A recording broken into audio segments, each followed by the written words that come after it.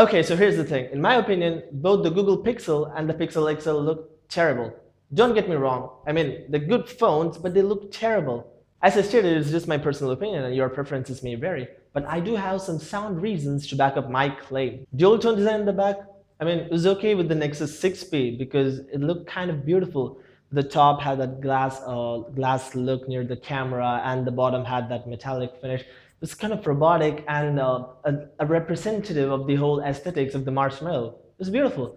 But Google took it a step too far ahead. I mean, too way off this time, with half of the body fitted with a kind of glass slab, with the bottom kind of metallic.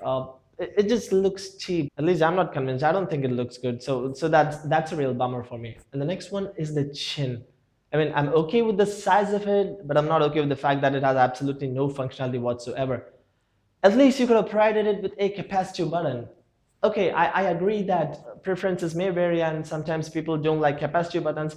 They want this all neat display only kind of thing. They don't like the capacitive buttons. And for the life of me, I have absolutely no understanding of why that is so. And for example, this is the Lead 2. I'm not saying it's the best phone, but at least, hey, it makes good use of its chin area. You see this? It has a big chin too. Just like the Nexus. I mean, sorry, just like the Pixel. I mean, what's the difference? Both are pure Android, except for the fact that Google is making it. Anyways, back to the topic, I'm digressing. So here's the Lead 2. It has a chin. And what did they do with the chin? They gave you a capacitive button.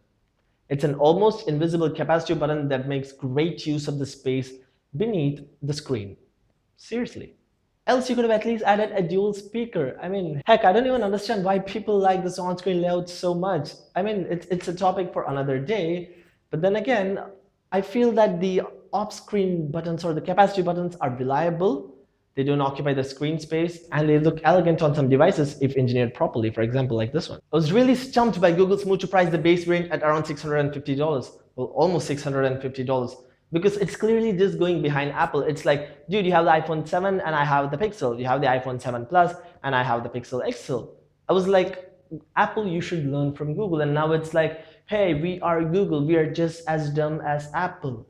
I'm sorry if you are Apple fans, but yeah, it is dumb to price a phone atrociously at $700 when, you know, it just takes hardly $200 to make that phone. That's like a huge freaking profit margin, and for which the R&D does not really make for, to be damn freaking honest. You can't just stick one more camera into a phone and call it, hey guys, we have the great R&D and our camera is so much better. A simple app can do that. Anyways, I am digressing. Back to the topic. So the Nexus, the Pixel. The Pixel lineup is okay at best. You know, you have the Snapdragon 821 and 4 GB of RAM. It's like, wow, except for it's not. It's just a minor improvement over the 820, and most of the phones already have 4 GB of RAM, except for the Android 7.1 Nougat, which is special, at least until other phones start getting it. I mean, most of the manufacturers are speeding up their update process. Even the Galaxy S7 or the S6 series are receiving speedy updates, because that's the whole point of Google, right? You got to receive speedy updates and keep stock as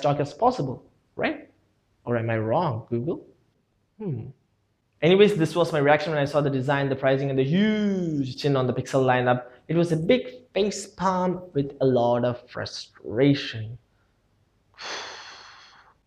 I'm sorry if you loved the Nexus lineup. I did too, but the Pixel lineup is just not that. It's just Google's way of saying, hey, iPhone, we're almost equal, on par when it comes to pricing and not features and performance.